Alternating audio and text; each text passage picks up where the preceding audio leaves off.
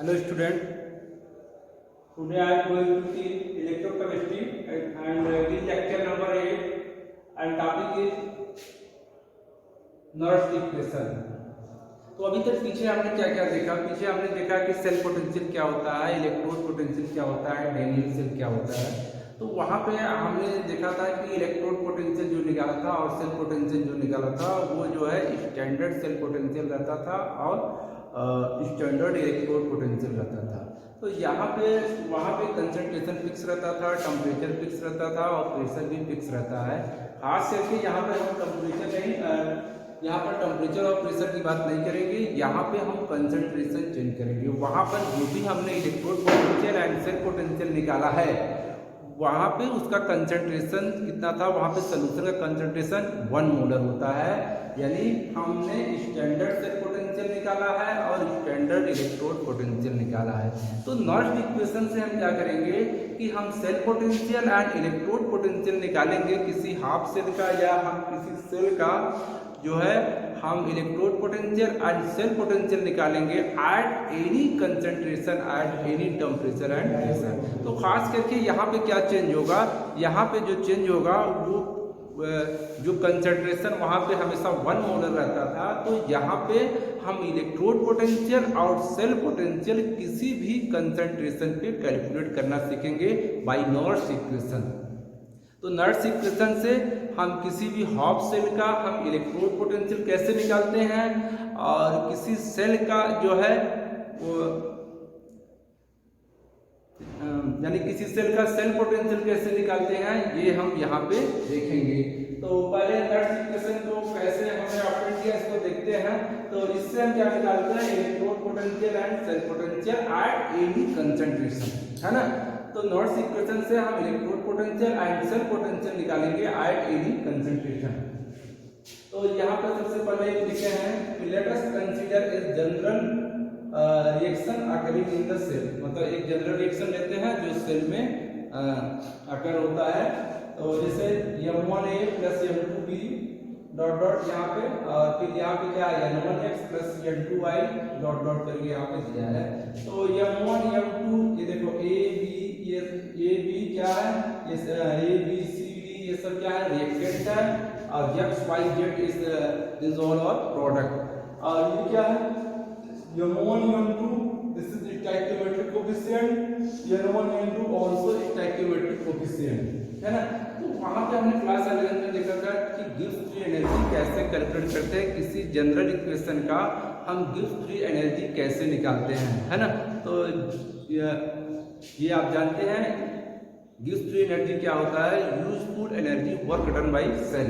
तो यहाँ पे डेल्टा जी, इस इक्वेशन के लिए डेल्टा जी की वैल्यू क्या होगी, delta G is equal to delta G naught plus 2.303 RT log active mass of x power n1 into active mass of y power n2 dot dot upon active mass of a power n1 into active mass of b power n2 dot dot. इसी तरह से CVD और यहाँ पे x y z w इस तरह से ये बढ़ता जाएगा, इसको हम डॉट डॉट से दिखा रहे हैं। तो ये इक्वेशन कहाँ से आया, ये पीछे क्लास 11 में था। हम थर्मोडायनेमिक्स में जब किसी इक्वेशन का गिब्स फ्री एनर्जी लिखते हैं तो इस तरह से हमने पीछे लिखा था, है ना।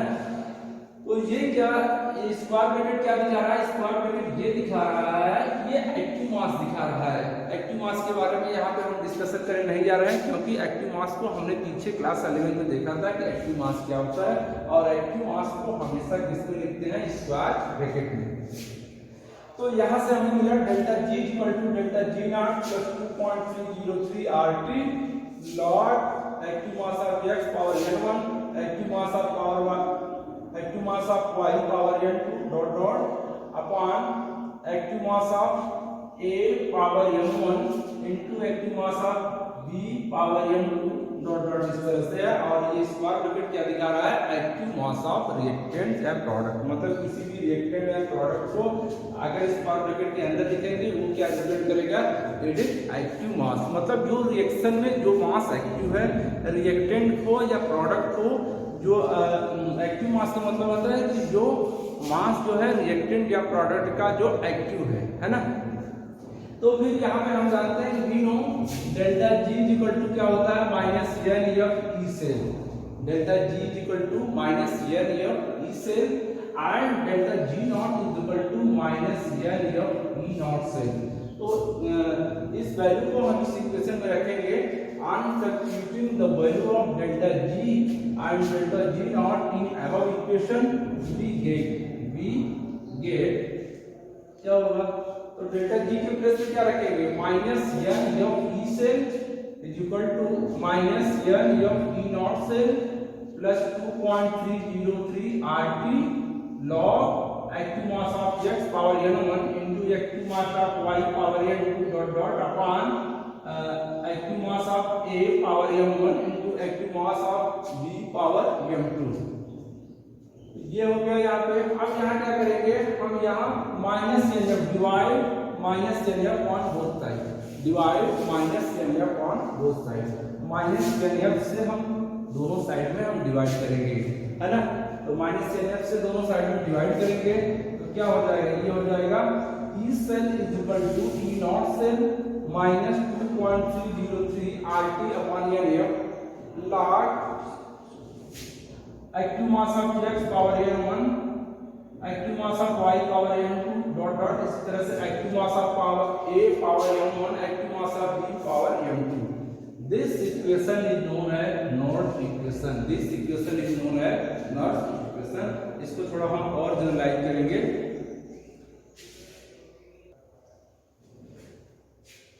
तो यहाँ पे आपको इक्वेशन मिला E cell is equal to E naught cell minus 2.303 RT upon N F log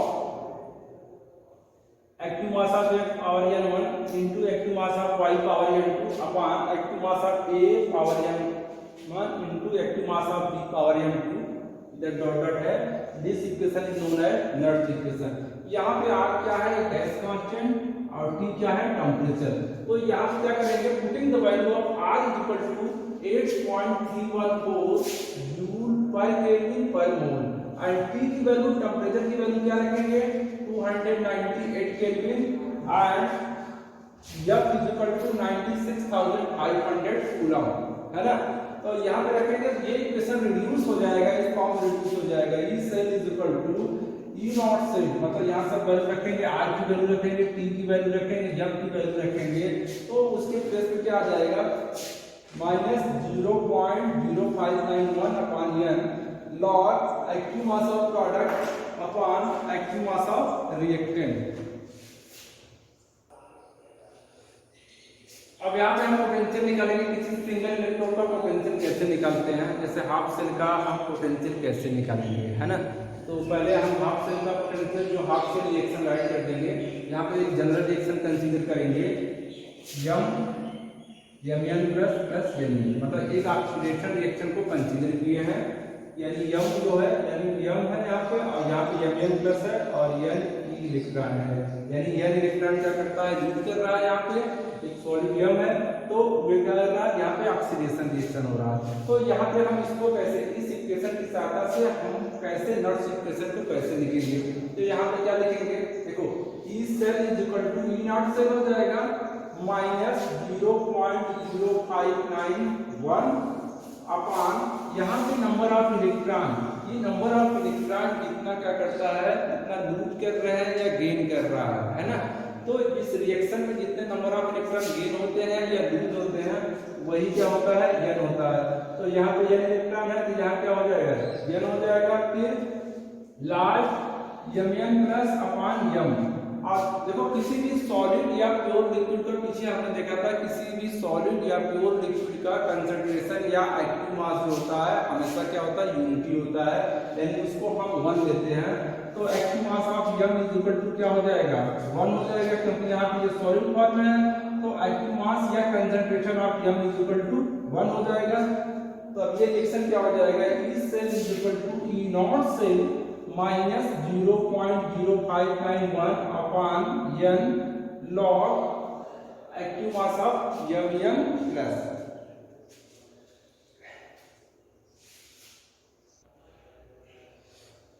यहाँ पर देखिए हमें जो है कैसे किसी सेल का हम सेल पोटेंशियल कैसे निकालते हैं और किसी हाफ सेल का इलेक्ट्रोड पोटेंशियल कैसे निकालते हैं, यहाँ पे हमने कंसीडर किया नर्स इक्वेशन से, है ना। तो यहाँ पे हमने एक जो है ऑक्सीडेशन रिएक्शन लिया और यहाँ से कैसे हम ऑक्सीडेशन पोटेंशियल निकालते हैं।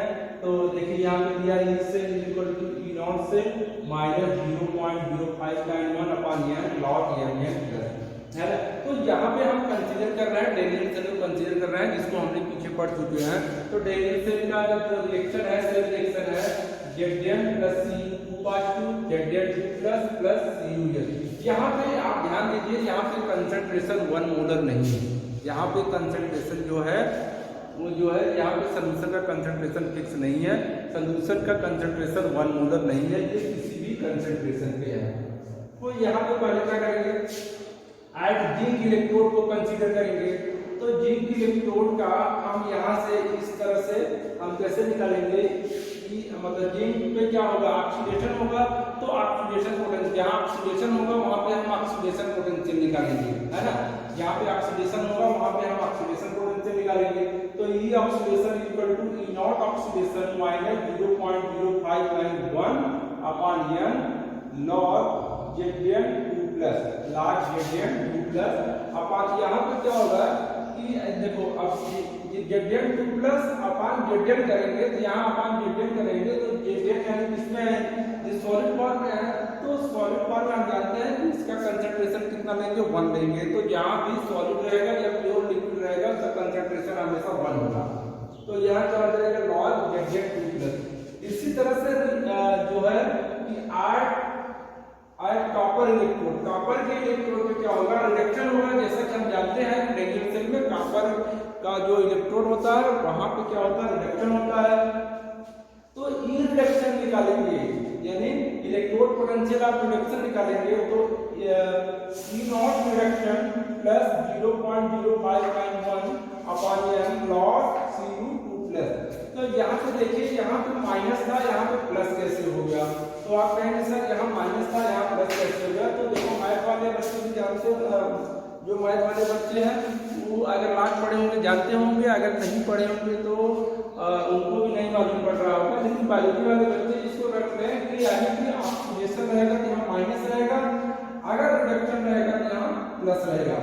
तो इसको और कैसे, इसको देखो इसको आप इस तरह से जैसे ये वाला फॉर्मूला है log a minus b, log a minus b is equal to क्या होता है लॉग a, इस तरह से log a minus b equal to log a minus log b। इसी फार्मूले को कन्वर्ट करके ये बनाया गया है। आप इसको जानते रहिए कि यहाँ पे अगर रिडक्शन रहेगा तो यहाँ पे प्लस हो जाएगा, अगर ऑक्सीडेशन रहेगा तो यहाँ पे माइनस रहेगा। तो ये क्या है, oxidation potential at any concentration, ये क्या है reduction potential at any concentration. Daniell cell का हमने यहाँ पे क्या निकाला कि ऑक्सीडेशन पोटेंशियल निकाला, कहाँ पे होगा ऑक्सीडेशन, जिंक इलेक्ट्रोड पे ऑक्सीडेशन पोटेंशियल निकाला एट एनी कंसंट्रेशन, और कॉपर इलेक्ट्रोड पे रिडक्शन पोटेंशियल निकाला एट एनी कंसंट्रेशन। तो हम जानते हैं कि सेल पोटेंशियल क्या होता है, कि सेल पोटेंशियल कैसे निकालते हैं। ये तो ऑक्सीडेशन पोटेंशियल है, ये रिडक्शन पोटेंशियल है। ये जो है जिंक इलेक्ट्रोड पे है और ये क्या है, ये कहाँ पे हो रहा है कॉपर इलेक्ट्रोड पे। तो ई सेल कैसे निकालेंगे, E cell is equal to होता है E oxidation plus E reduction. इस तरह से हमने किया था वहां पे, तो उसको आप कई तरीके से भी कर सकते हैं, यानी कि रिडक्शन पोटेंशियल और ऑक्सीडेशन पोटेंशियल को ऐड कर देते हैं, वही क्या होता है सेल पोटेंशियल। और इसी से हमने निकाला था कि सेल पोटेंशियल को हमने ये भी निकाला था कि E cell is equal to E reduction potential minus E reduction potential. ये क्या होता है कैथोड का reduction potential of cathode, reduction potential of anode. इस तरह से इस फार्मूले से हमने इसी फार्मूले से ऑप्टेन किया था। या तो दोनों सेल का रिडक्शन पोटेंशियल निकाल लीजिए और राइट वाले रिडक्शन पोटेंशियल से लेफ्ट वाले सेल के रिडक्शन पोटेंशियल को माइनस करते हैं, वही क्या होता है सेल पोटेंशियल।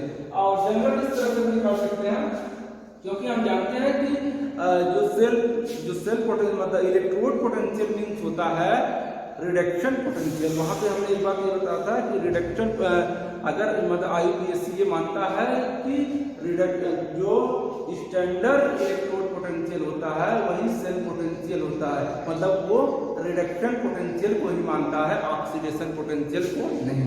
तो वहाँ पे हमने कंसीडर किया था यानी ऑक्सीडेशन पोटेंशियल रहता था तो भी हम उसको रिडक्शन पोटेंशियल में उसका साइन चेंज करके हम रिडक्शन पोटेंशियल में चेंज कर सकते हैं।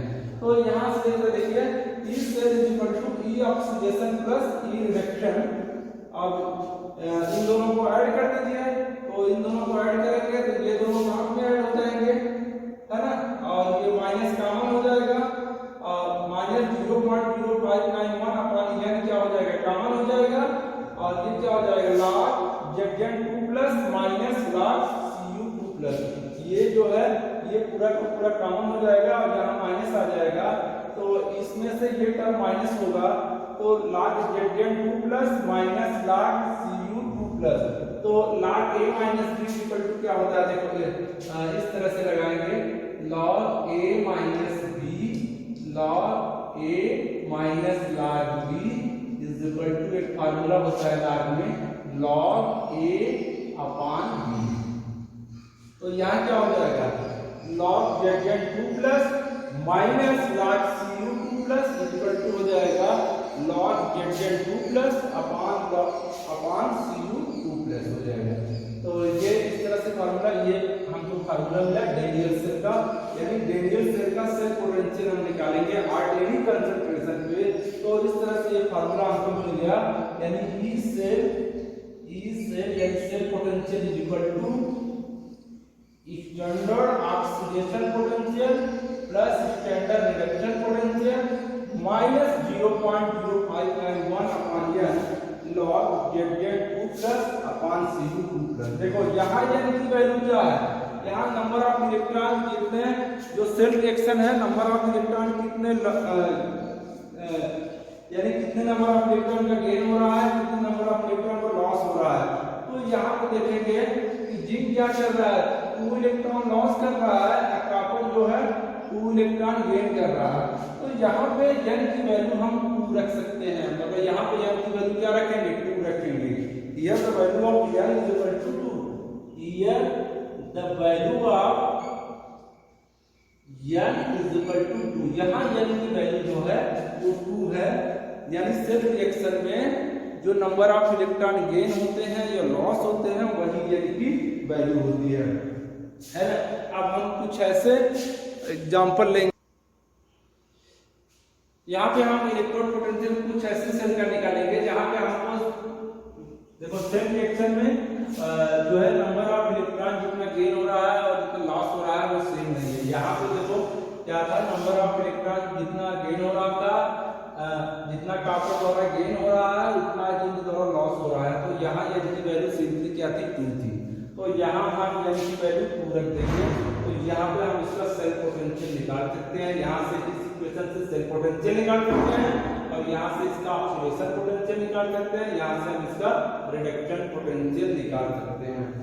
लेकिन कुछ ऐसे इक्वेशन है यहाँ पे, कुछ ऐसे केमिकल इक्वेशन है जहाँ पे n की वैल्यू सेम नहीं है। यहाँ पे देखो कॉपर Cu2 प्लस यहाँ पे 2 इलेक्ट्रॉन क्या कर रहा है, लॉस कर रहा है, और Ag प्लस 2Ag यानी 1 इलेक्ट्रॉन क्या कर रहा है, गेन कर रहा है। तो यहाँ पे नंबर ऑफ इलेक्ट्रॉन क्या है, सेम नहीं है।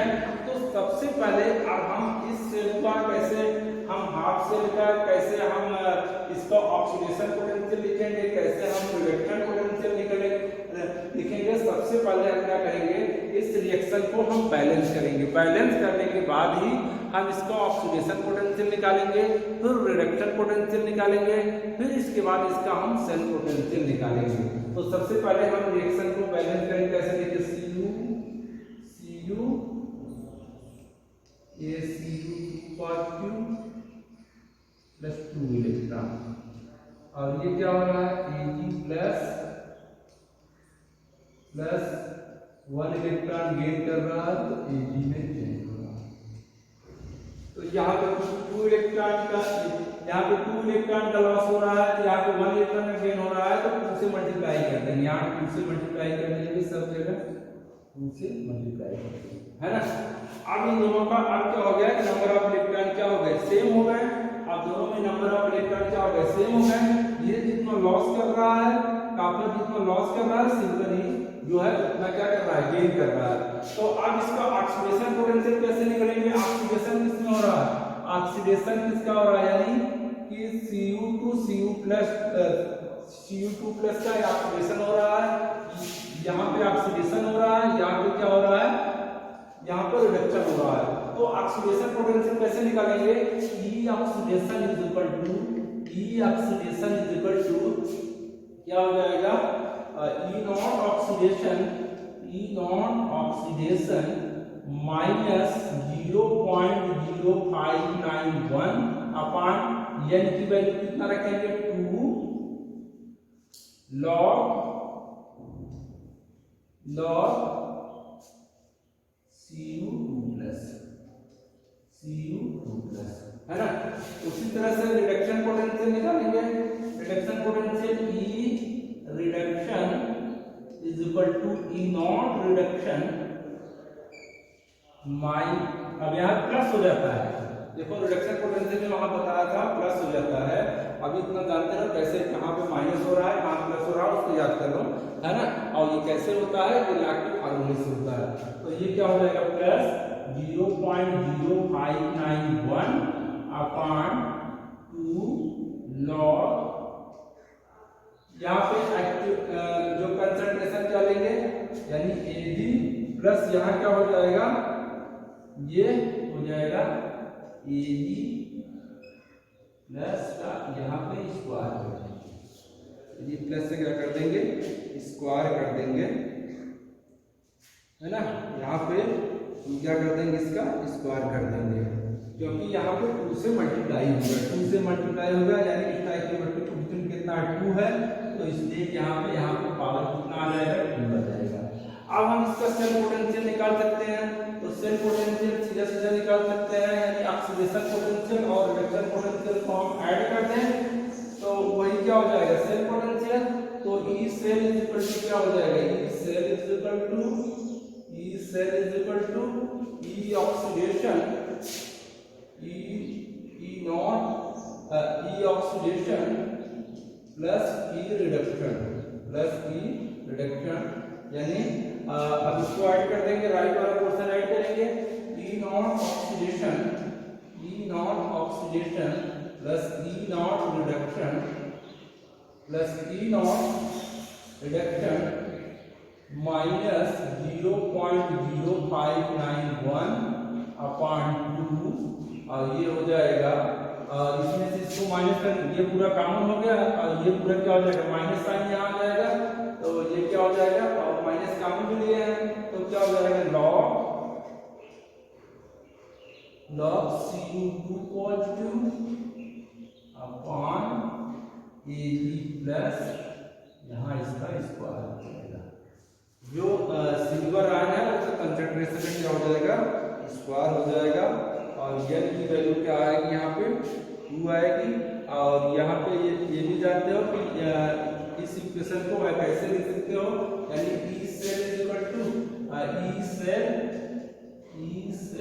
इक्वल टू ये क्या हो जाएगा, स्टैंडर्ड सेल पोटेंशियल, है ना। तो स्टैंडर्ड सेल पोटेंशियल यानी E